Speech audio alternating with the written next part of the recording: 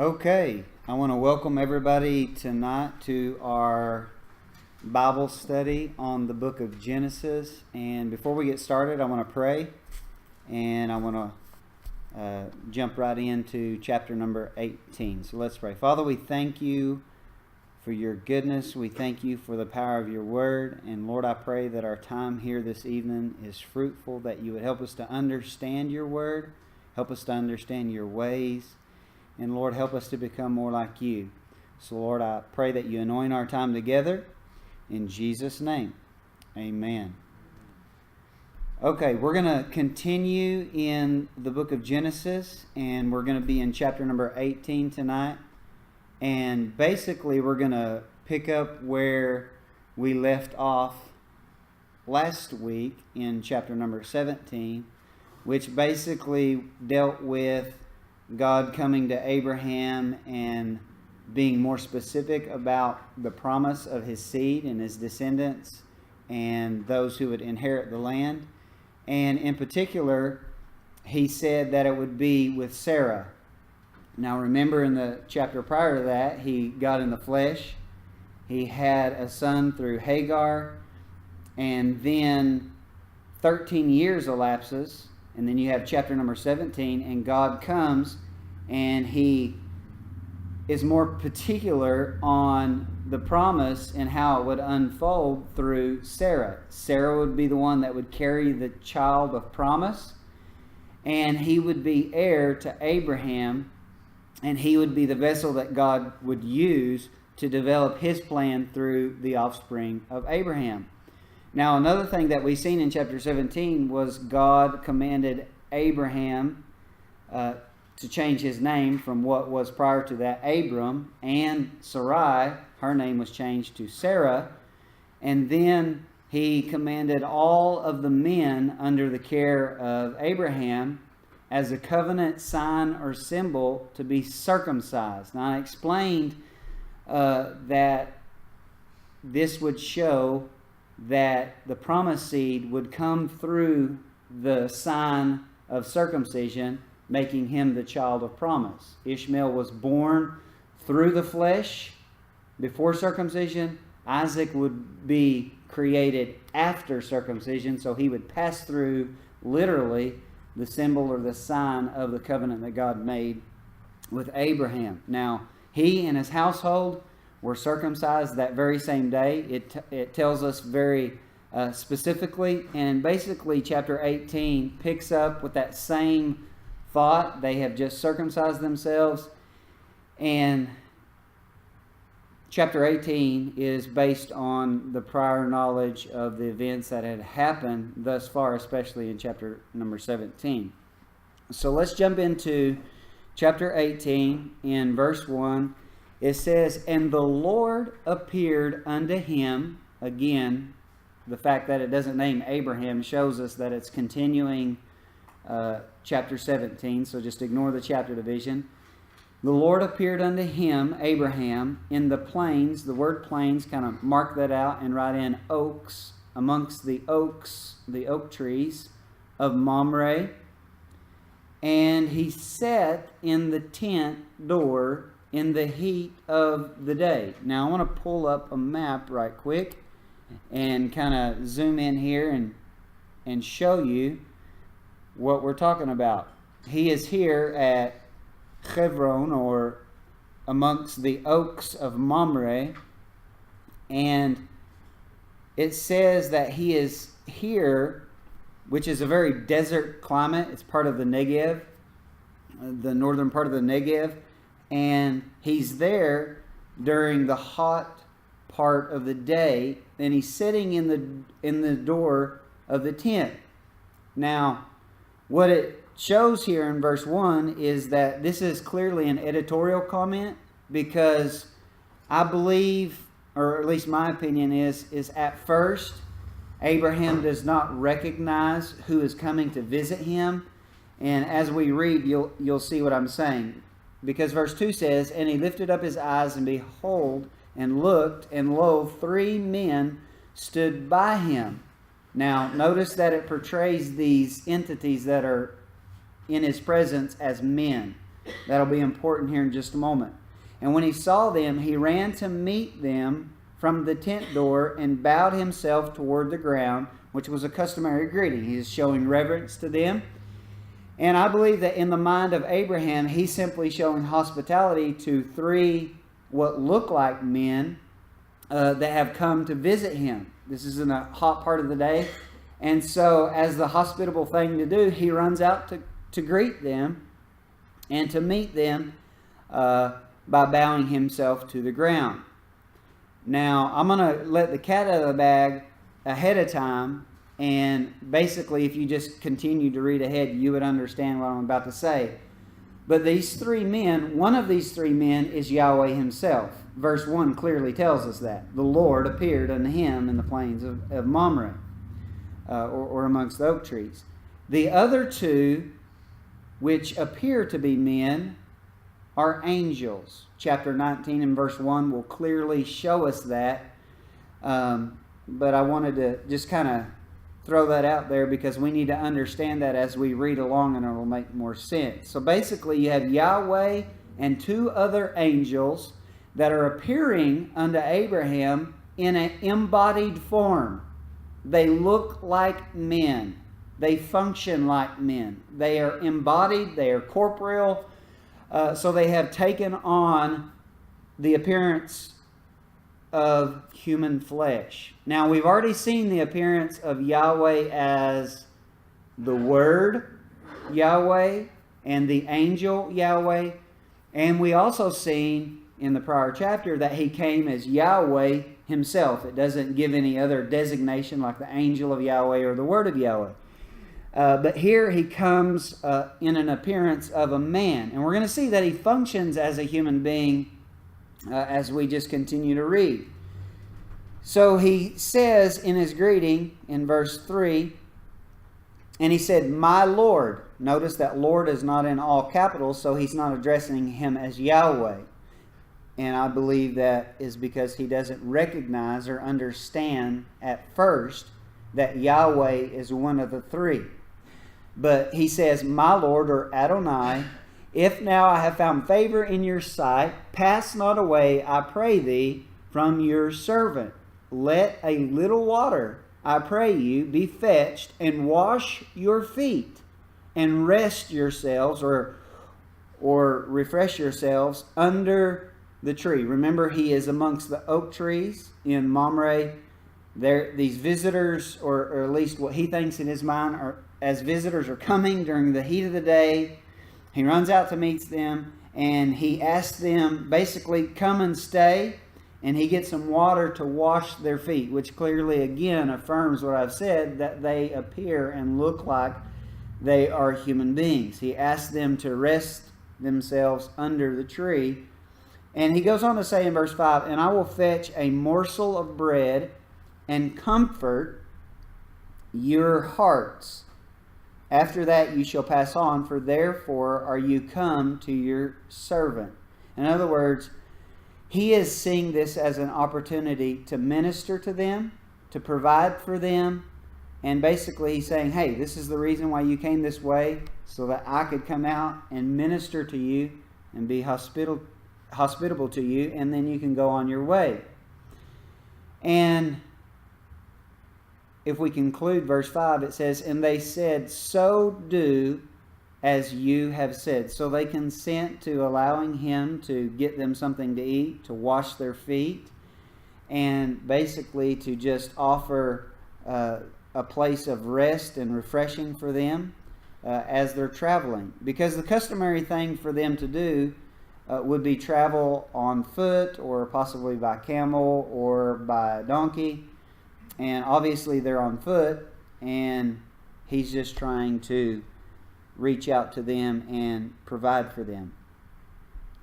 Now, verse 6 says, "And Abraham hastened," or hurried, "into the tent unto Sarah, and said, Make ready quickly 3 measures of fine meal, knead it, and make cakes upon the hearth," or the coals.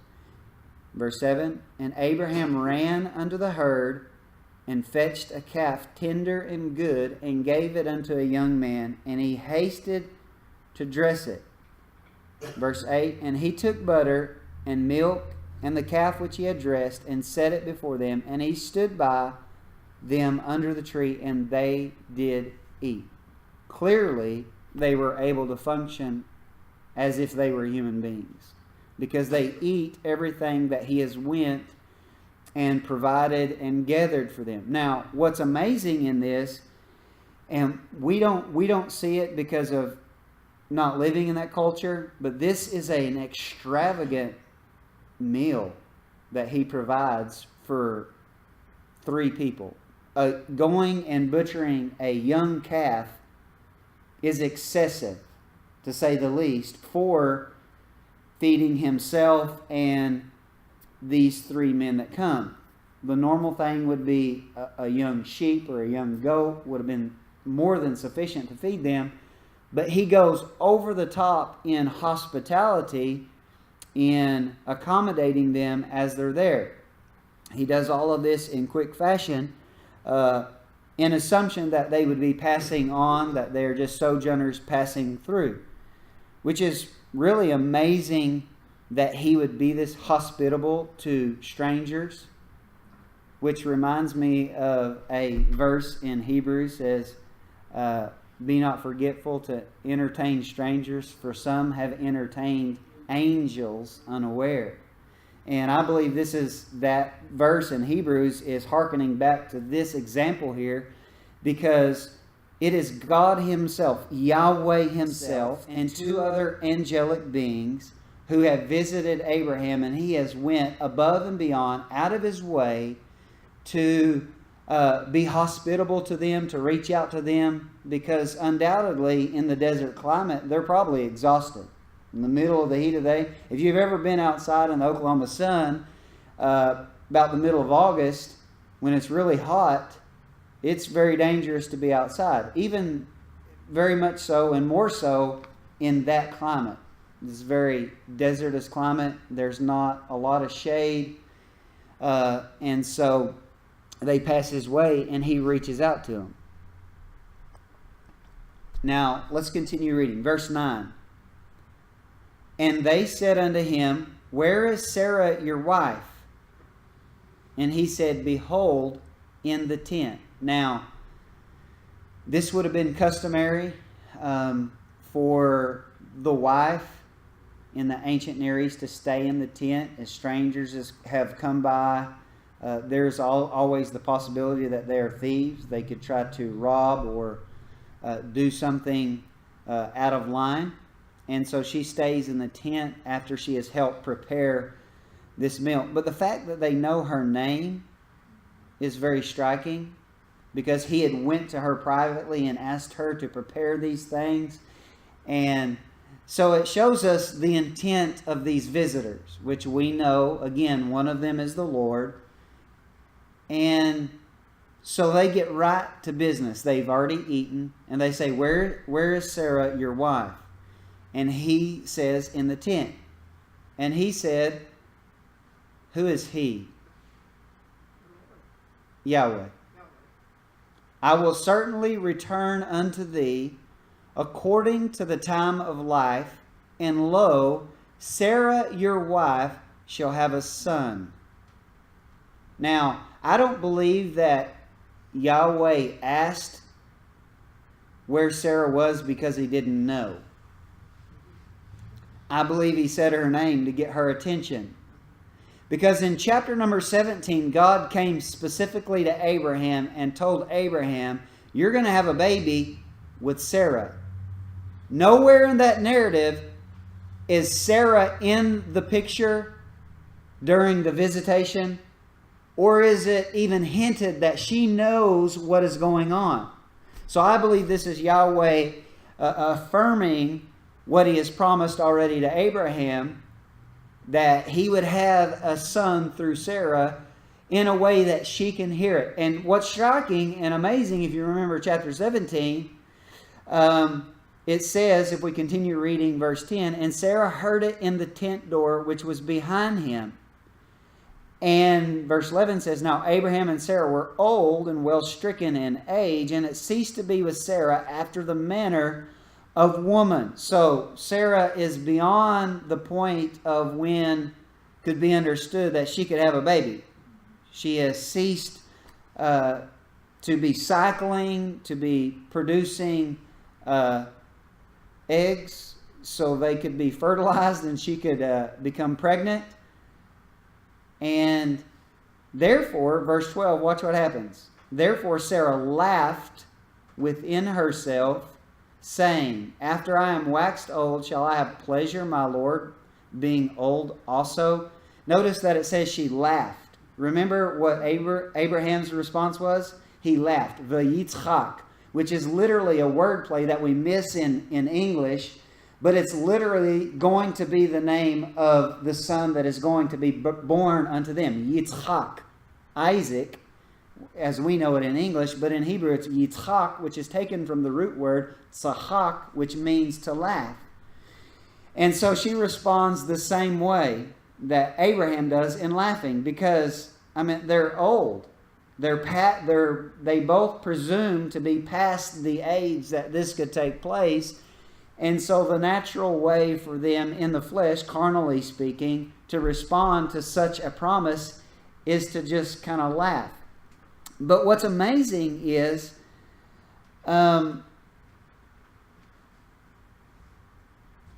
she laughed within herself, not out loud. Okay, she's in the tent. Yahweh is not even facing the tent. The tent is behind Yahweh. She laughs within herself, saying, we're old and we're going to have babies. Are you serious? She's saying this within her heart. And we're going to see that the Lord responds to that. But before we deal with that, I want to look at the latter part of verse 12. She says, After I am waxed old, shall I have pleasure? The word pleasure there is sexual fulfillment. My Lord being old also, which tells me, based on that, when you look at it in the Hebrew text, it's very likely that they have even stopped having intercourse. Because notice that Yahweh says, I'm going to restore to you Abraham and Sarah. So perhaps, I don't want to read too far into this, but based on the evidence that we've read, they have stopped having sexual intercourse, likely because he's become unable. They don't have the magic pill back in the day. Y'all get that on the way home? Right?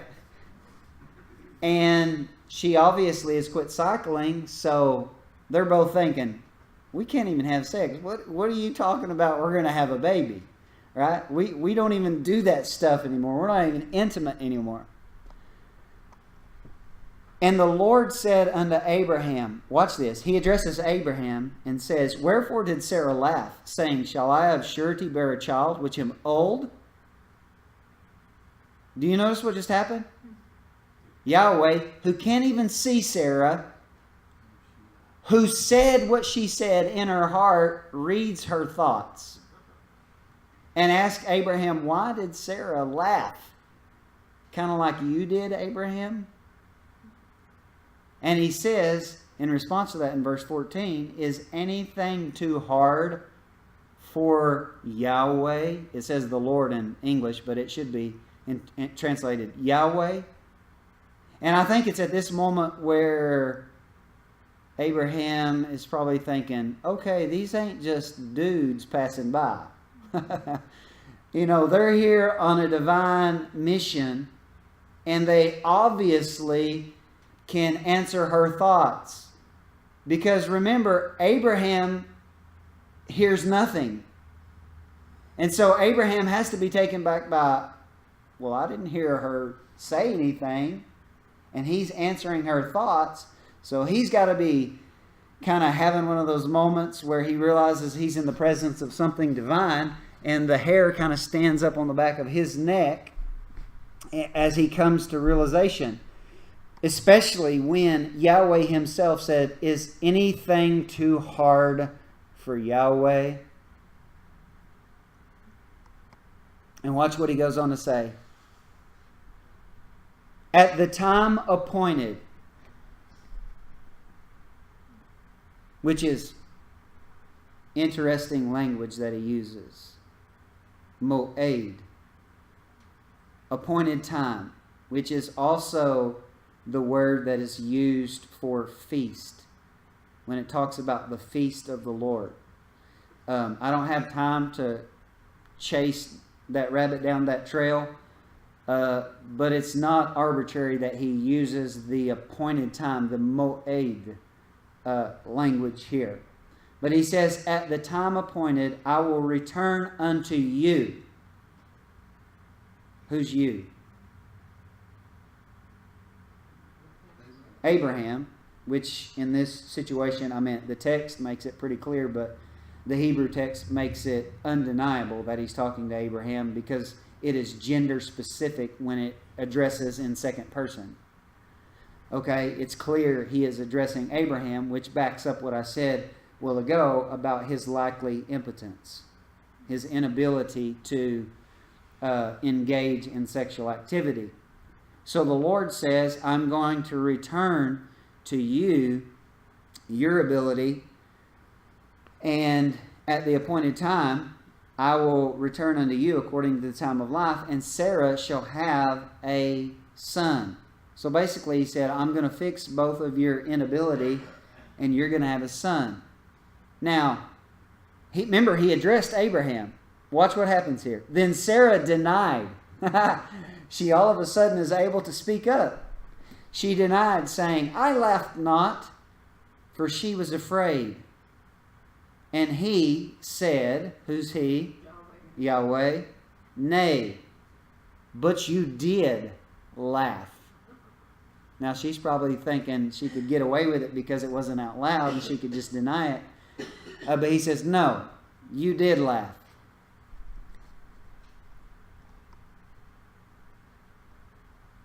So they're probably both kind of like, okay, what's going on here? Verse 16, the men rose up from thence and looked toward Sodom. And Abraham went with them to bring them on the way. Now let's look at our map for just a moment. And they're here. And to go towards Sodom would be to come up on this mountain range. There's a mountain range that runs along through here. And so they would have stood or made their way on top of this mountain overlooking this valley right here. Now we don't know, I explained this several weeks ago, we don't know what this region looked like, but evidently at one point before it became the Dead Sea, this was a plain or a valley that was very lush and very fertile. Thus, why Lot, when they were standing on the mountain, said, hey, I think I'll take the Jordan Valley, because it pointedly says there in the text, back in chapter 13, that it was very fertile and very, it looked like it would be able to sustain the livestock and the livelihood that he had. So he goes to the area of Sodom. We don't know exactly where Sodom is. I tend to think it was probably more on the northern side. A lot of scholars believe that it was on the southern side. But we simply don't know. Now, you can go back and listen a few weeks ago and explain some of the reasons in detail why I believe it was on the northern side. And I think they carry a lot of weight, but the reality is we don't know for sure. But either way, Abraham not only is hospitable to them, but he also goes with them a ways. Because from Hebron, or the oaks of Mamre, to the top of these mountains would not be just a little hike. This would be quite the trek. So it says they looked towards Sodom, and Abraham went with them to bring them on the way. And the Lord said, Yahweh, right? Because it's all capital letters. And Yahweh said, which tells us again, it affirms that one of these entities is Yahweh. Shall I hide from Abraham the thing which I do? Seeing that Abraham shall surely become a great and mighty nation, and all of the nations of the earth shall be blessed in him. So they have an agenda. Not only do they stop by Abraham's and affirm the promise so that Sarah herself could hear that this promise would be fulfilled through her, but they're on a mission to look at Sodom, to go to Sodom. And while they're on the way, Abraham goes with them, and they say, hey, we shouldn't hide basically what's about to take place from Abraham, seeing that he is the one who has been given the covenant promises. And so we're going to reveal to him basically what is going to take place. Now I want to reread verse 18 and then read verse 19 with it, because I believe there's something very significant that we need to understand and see about election and God choosing Abraham. So he says, seeing that Abraham shall surely become a great and mighty nation, and all the nations of the earth shall be blessed in him. I have no idea why they put a question mark there, but just ignore it. For I know him. What did he say? I know him. This is Yahweh talking. That he will command his children and his household after him. How does God know that?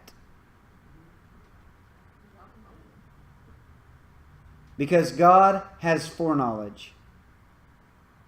There are a lot of people who try to come against the fact that God knows everything because they don't understand Hebraisms that we'll see as we move forward in the book of Genesis. But this speaks of the divine foreknowledge of God. Now, something that we'll see very clear is foreknowledge does not necessitate predestination of things, because predestination takes away free will, and taking away free will makes God a moral monster, because that means God's responsible for every human being and their actions, because he destined it or ordained it to be as so, and they had no choice. That's clearly not the case. Let's read this. Verse 19, for I know him that he will command his children and his household after him. God has the foreknowledge to know and see that Abraham will do right and command his children and his household after him. He has that foreknowledge. And they shall keep the way of the Lord.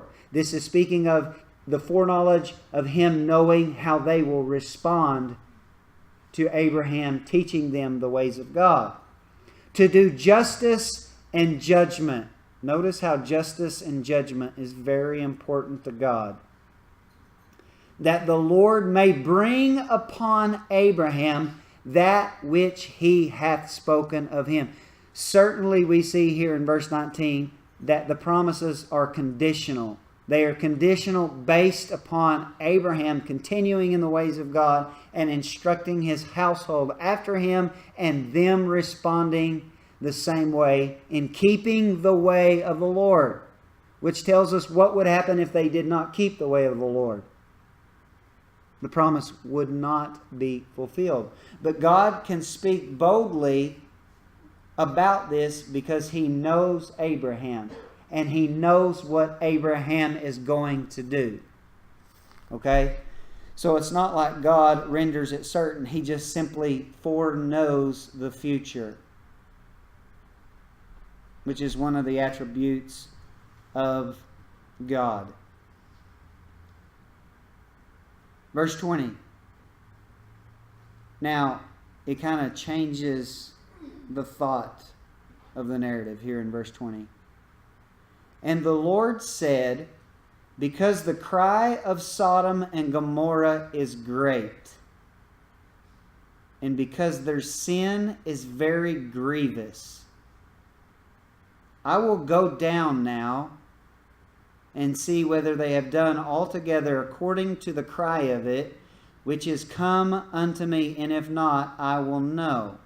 Now, he doesn't make this statement like, oh, I had to come down to planet Earth because I didn't actually know what they were doing. Right? That would be to assume that God can see nothing from heaven. But it's phrased this way. Notice what he says in verse 21, I will go down now, which is a term or a saying or a phrase that is associated with divine judgment. Where else have we seen that terminology? How about 7 chapters earlier? When man, in defiance, built a tower to call the gods down to their level, and God said, come now, let us go down and see what man has done. It's not that they didn't know. It's not that God didn't know what they had done or what they were doing. It's saying, I'm going to go down myself, tangibly, visibly, and I myself will bring divine judgment. And that's what it's clearly articulating. You see this more in the Hebrew because of the spelling of things. There's just a lot of things that are missed in translation, and it would be pretty much impossible for me to articulate or explain adequately because you're just unable to look at the Hebrew text and really understand the Hebrew text. But there's a lot of wordplay that's going here, which is showing that God is coming down. And he's coming down with a purpose, and that is to judge Sodom and Gomorrah. Why? Because it says their sin is very grievous.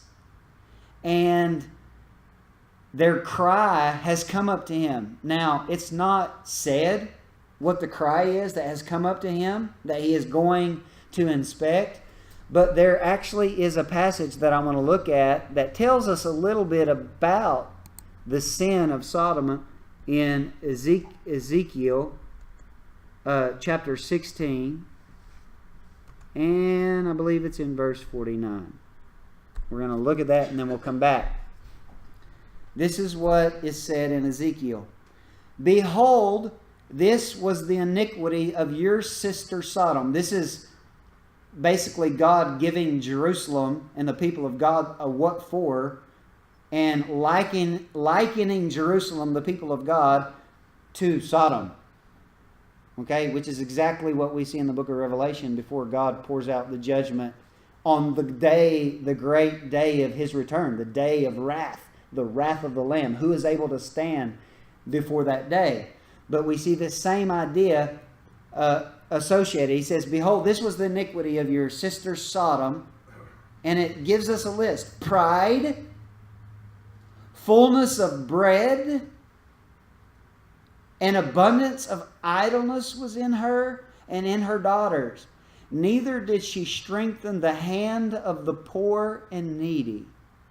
And they were haughty, prideful, lifted up, and committed abomination before me. Therefore I took them away as I saw good. There are extra biblical writings that talk about the sexual immorality that was rampant in Sodom. Every kind of sexual perversion and immorality that you could think of is mentioned in extra biblical writings connected or associated to the cities of the plain. Not just Sodom, but Sodom and Gomorrah, Zoar, Zeboim, and Admah, these cities that were rescued by Abraham earlier on. Remember, in the Battle of the Kings, Abraham rescued them because Lot was taken captive with him. So they're doing abominable things, and God is coming down to check out what is going on. Now let's go back to our text.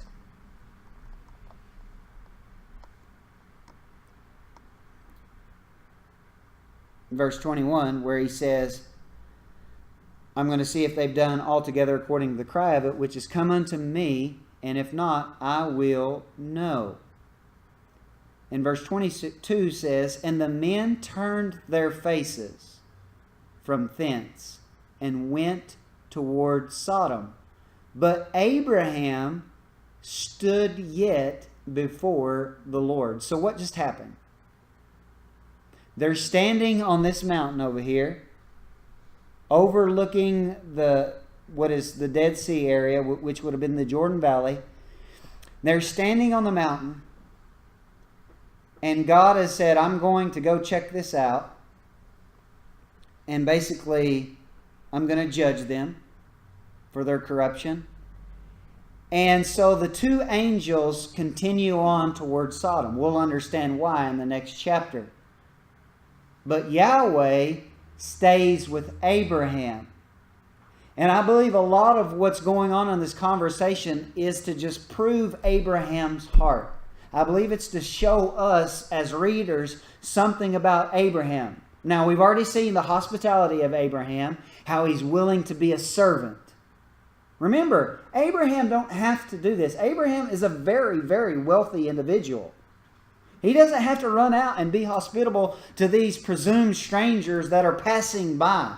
But he does. And that tells us a lot about the character of Abraham and basically the principle of God that we should love our neighbors as ourselves. This is what you do if you have a heart of love and compassion for fellow man. But we're going to see even more about Abraham. We are going to see the intercessory nature of Abraham as we read forward. Okay, so Abraham standing with Yahweh. And I believe at this point he clearly knows that he is in the presence of Yahweh.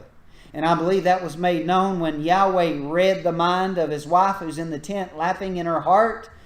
And basically when you have the divine proclamation that is said, only a representative of Yahweh or Yahweh himself would make a covenantal promise as was made that we read here in this chapter. So verse 23 as we read on, and Abraham drew near and said, will you also destroy the righteous with the wicked? Notice how Abraham speaks to Yahweh. I think there's more to the story than what we have available to read. Because Abraham evidently knows that Yahweh is going to judge them. And why is it of any concern to Abraham? Because he's got some kinfolks that live in Sodom. And so he asks, will you destroy the righteous with the wicked? And he gives a proposal. He kind of bargains with Yahweh. He says, peradventure there be 50 righteous within the city. Will you also destroy and not spare the place for the 50 righteous that are therein? Do you see how he's trying to plead the cause for whom he believes to be decent people, righteous individuals? And he says, okay, so let's make a deal. If there's 50 righteous people, will you be merciful to the entire city for their sake? He says in verse 25, that be far from thee to do after this manner, to slay the righteous with the wicked. Notice how he is speaking to Yahweh. Far be it from you, Khalilah, for you to do something like this, to slay the righteous with the wicked, and that the righteous should be as the wicked. That be far from thee. Watch what he says here, though. Shall not the judge of all the earth do right? Clearly he understands who he's in the presence of, because he calls him the judge of all the earth. And there's only one worthy to bear that title, and that's Yahweh, the God of gods, the Creator. And so basically he gives this proposal. Would Yahweh, the righteous judge of all the earth, would he destroy 50 righteous because of the wicked that live in Sodom? Would he not spare the entire city, or would he treat them as if they are part of the wicked? Far be it from him, the righteous judge, to do something like this.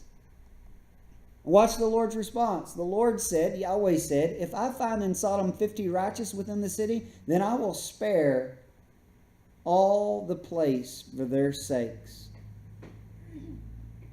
Now watch what Abraham does in response. Abraham answered and said, behold now, Because evidently Yahweh's face is still set against it as he's going to judge it. So Abraham answered and said, Behold, now I've taken it upon me to speak unto the Lord. The Lord there is not Yahweh. He doesn't address him as Yahweh, but Adonai. Which am but dust and ashes. The fact that he humbles himself and the way he speaks to them shows that he does acknowledge who he is. He says, verse 28, Peradventure there shall lack 5 of the 50 righteous. Will you destroy all the city for lack of 5? Basically for 45 righteous. And he said, If I find there 40 and 5, I will not destroy it. Verse 29. And he spake unto him yet again. Evidently he feels like he's not getting anywhere. And he said, Peradventure there shall be 40 found there. And he said, I will not do it for 40's sake. And you have to wonder if the Lord continues to walk toward Sodom or something that makes him continue to decrease the number. Because he said unto him, Oh, let not the Lord be angry, and I will speak. Peradventure there shall be 30 found there. Notice that he, instead of dropping at 5, he drops at 10. He says, I will not do it if I find 30 there. Verse 31, And he said, Behold, now I have taken upon me to speak unto the Lord. Peradventure there shall be 20 found there. And he said, I will not destroy it for 20's sake. So the number keeps getting lower and lower. And evidently Abraham doesn't feel like he's getting anywhere, and that judgment is still going to take place. So he continues to bargain with God, continually decreasing the number of righteous required to withhold mercy from the city. Verse 32, And he said, O let not the Lord be angry, and I will speak yet but this once. Peradventure 10 shall be found there. And he said, I will not destroy it for 10's sake.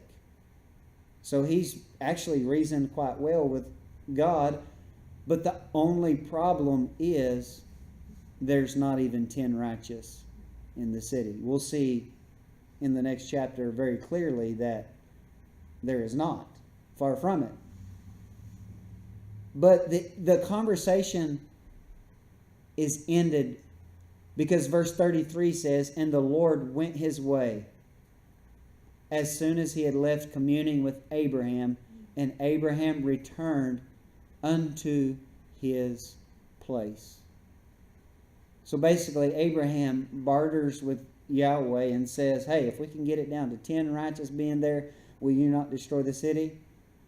And the Lord says, I won't destroy it if there's 10 righteous. And he leaves from the conversation that he's having with Abraham. Now, next week, we'll jump into the rest of the story, and we'll see exactly who those other 2 men were.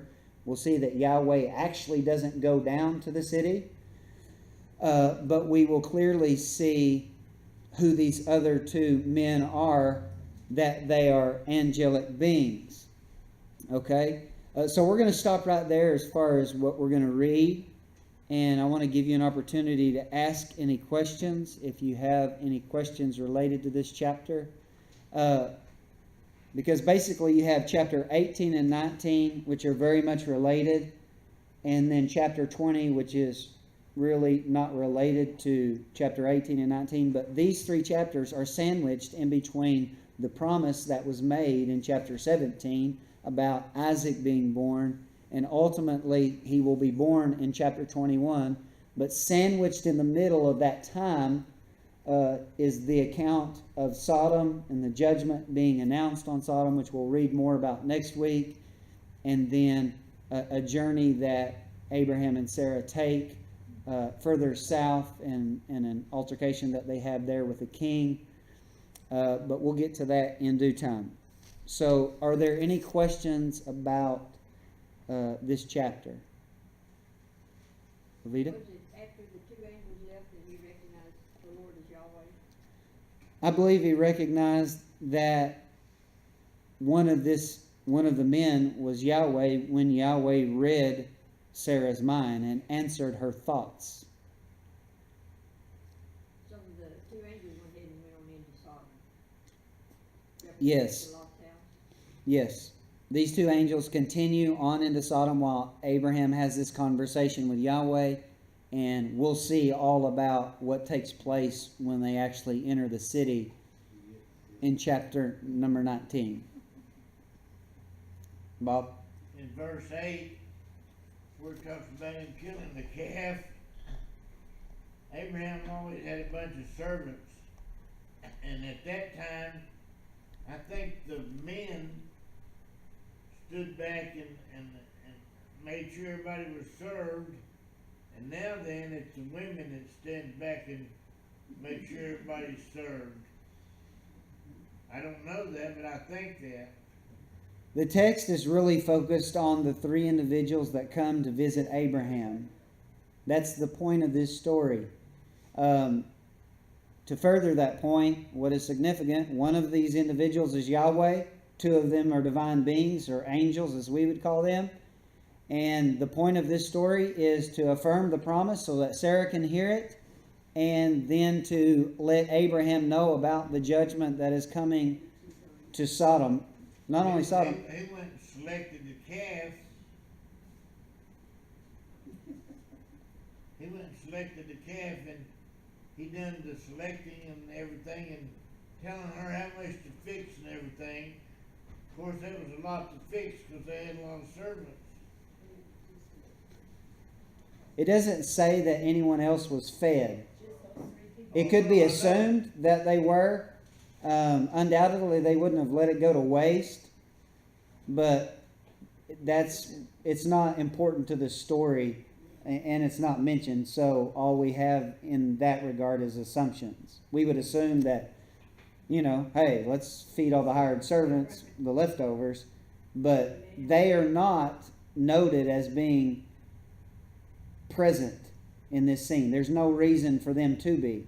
The only people that need to be present in this scene is Abraham and Sarah, because the promise is to them and nobody else. And that is the important point of the story. Gary? I got a couple, but for now, if I understood correctly, at the very beginning when the three men were in the tent doorway, he addresses one of them as Lord, and you said that does not mean Adonai, or Adonai, right? He addresses, There's a small L. he says Adonai, which is not addressing him as Yahweh. Which is not addressing each other. Okay. So in just follow-up question to that, in 12, verse 12, there's another, I'm trying to get all these lords and gods and those type of things worked out in my brain.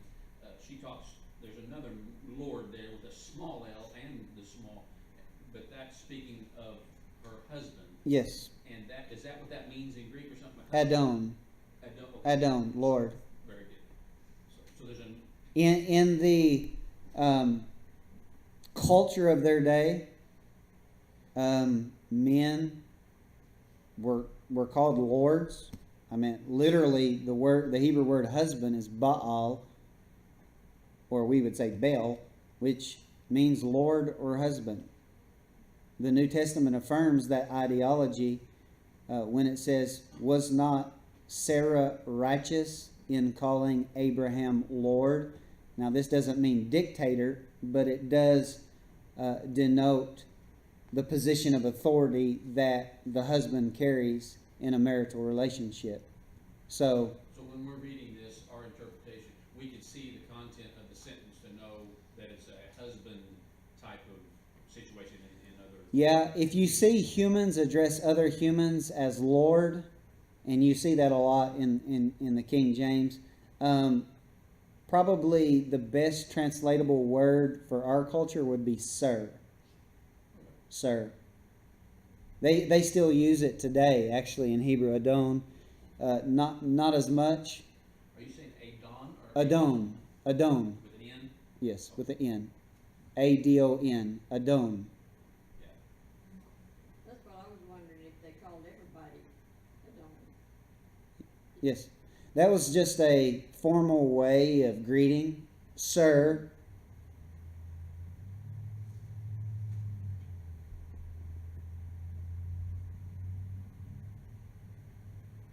Any other questions? I'll ask another one. I actually wrote the question down and then you answered sort of my question. We skipped over it kind of, because,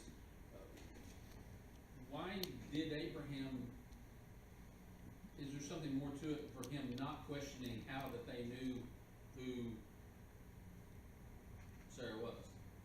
That it was your wife, it was his wife. There's two proposals. Either he understood based on, the fact that he could answer a thought. When that takes place, he has a revelation. Oh, this is a divine being. I mean, let alone the way he addresses the situation. Hey, she's going to conceive. It was an affirmation of what he had been promised by Yahweh. There are some scholars who believe that he knows it's Yahweh the whole time. Because obviously in chapter 17, Yahweh has come to him before. But it never says that he comes in an embodied or corporeal form. So it is possible that he did know upon their arrival that one of them was Yahweh, but I don't think it's likely, for the reason that he wants to make them something to eat. I mean, if you knew that this is a divine being and not just a human, why would you want to wash their feet and go get them something to eat? I mean, it seems kind of unnecessary. So I think that during the course of the events that unfold throughout this narrative, the ability of Yahweh to basically read Sarah's mind and answer her thought within herself, I think that's where he would have been like, hey, this is Yahweh. Because there have been different forms of Yahweh appearing to him in a vision, as the word of the Lord, as the angel Yahweh, as Yahweh that is undisclosed on what form or appearance that was. And now we have him coming as a man. For the first time it says 3 men. It doesn't even say that it's Yahweh. And the fact that the narrator in verse 1 has to point out that it's Yahweh, I believe indicates that he did not understand it was Yahweh at first. But again, we're just assuming based off the evidence of what we read. There's no way to fully know. Mary Magdalene washed Jesus' feet in the New Testament. She did. That was very customary to do for other human beings. The customary thing in the ancient Near East is, if you have a visitor, the first thing that you do is you offer to wash their feet, because they wore sandals and it's a very desertous, dirty climate. So you wash their feet and offer to get them something to drink, offer them water or even food if you have enough to provide for them. So that was the normal, customary thing to do. Abraham just went kind of excessively in making sure it was a calf and the cakes and everything. He went overboard to make sure he was hospitable. Well, in verse 15, was Sarah still inside the tent when she? Yes, she was. Or is she outside now? She is inside the tent during this entire... I mean, just visualize, if you just kind of visualize them, visualize an old tent. Sarah's in the tent. They're seated around the tent, and Yahweh's back's to the tent. And he's reading her response in her mind, which is amazing that the Jews, when Jesus comes to earth, it's amazing that the Jews don't recognize Jesus as Yahweh when he answers their thoughts time and time again.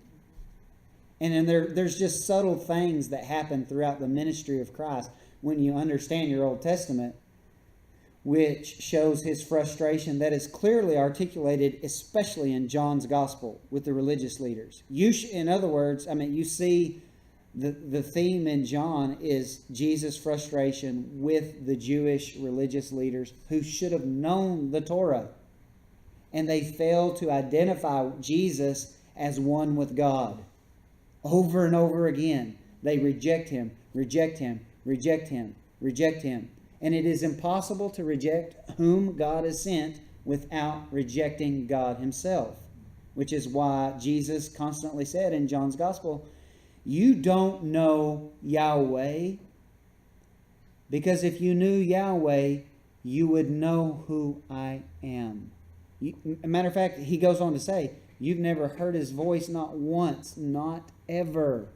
Which was a profound statement for him to make to the religious Jews. And if you want to go home and read that, you can read John chapter 5 and John chapter 8, and you'll see Jesus very specifically in debate with a lot of things that are parallel to what we're reading here, especially because Abraham's brought up by the religious leaders, which is amazing that they would bring him up, know the story, and still fail to recognize Jesus for who he was. Yahweh embodied. Yahweh is a human, even though they knew the stories. It's amazing that they failed to see who he was. Any other questions? Don't be shy.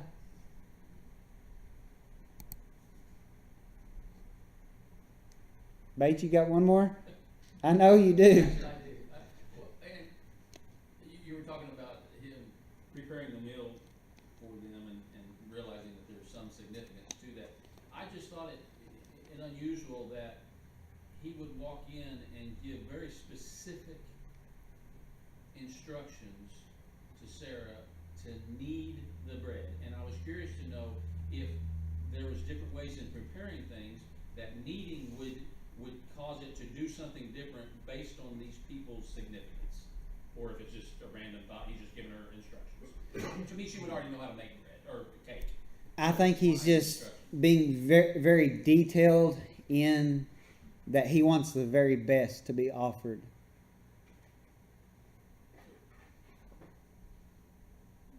Obviously he could have gotten a goat or a sheep, but he goes and gets a tender calf, which would be of greater value than a sheep or a goat. Yeah, it's very clear that this narrative doesn't unfold as quickly as we just read it. It takes time, and yeah, likely this lasts throughout the afternoon into the evening, which would have enabled them time, as he thought, to refresh themselves, which also is another weighty point that shows that he didn't think this was Yahweh, because why would you tell Yahweh to go sit in the shade and refresh yourself? You wouldn't. So if he was wanting them to, what did he do to minister to? Other than fix the food? He washed their feet, provided water for them. As they sat in the shade, he went and arranged for the meal to be prepared. And then they have the meal together, and then it gets right down to the point of the story, to affirm the promise to Sarah. And so you have to wonder, did Abraham even tell Sarah? And maybe the fact that he may not have is what caused Yahweh to come back by and to make sure that she heard what he said. Why else would he ask, where's Sarah, your wife? In the tent behind you. All right, she's going to have a baby. I'm going to fix you and I'm going to fix her, and at the appointed time you're going to have a baby. So that she heard what was said. You have to wonder, because of Abraham's response in chapter 17, he himself laughed. If he just fluffed it off and was like, okay. The way she put it, that's like she heard it for the first time. Shall I of a surety bear it Yeah. myself when I'm old? I agree.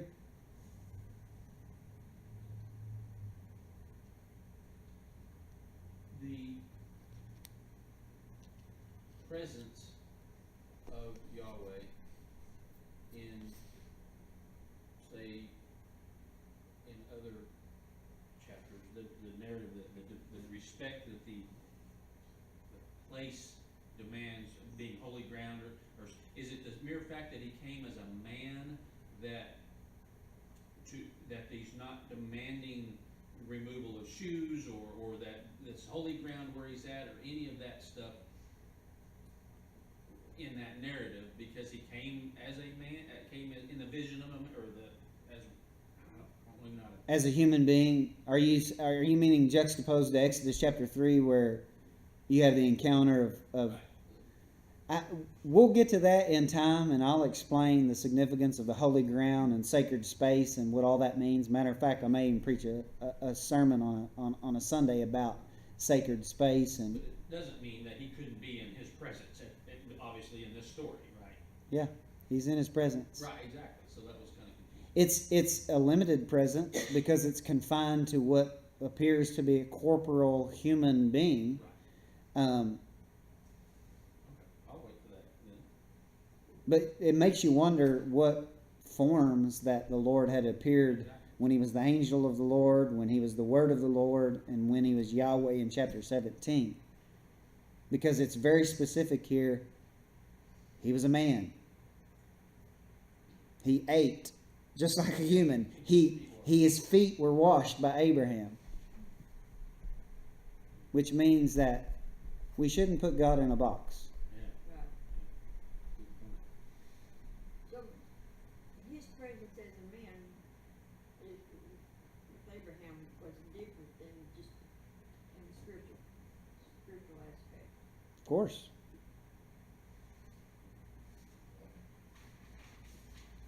He came and appeared as if he was a human being. He looked like one, he talked like one, he ate like one, he walked like one. How else did the angels in Genesis chapter 6 take on human form and procreate? It happened. The how? I don't know. I don't know how this works. But it's clear, the text says that it happened. The sons of God came to the daughters of man, and they bare children with them. How they pull that off, I don't know. But you have to understand, the sons of God witnessed creation. They have some insider knowledge on how things work. They taught man things that man was not supposed to know, forbidden knowledge. We read that in the book of Enoch.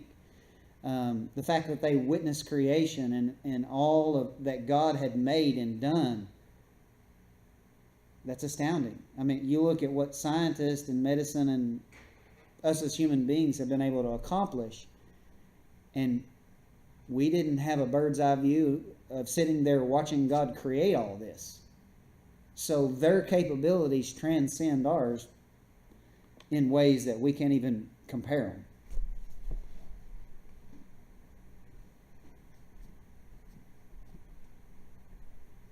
Any more?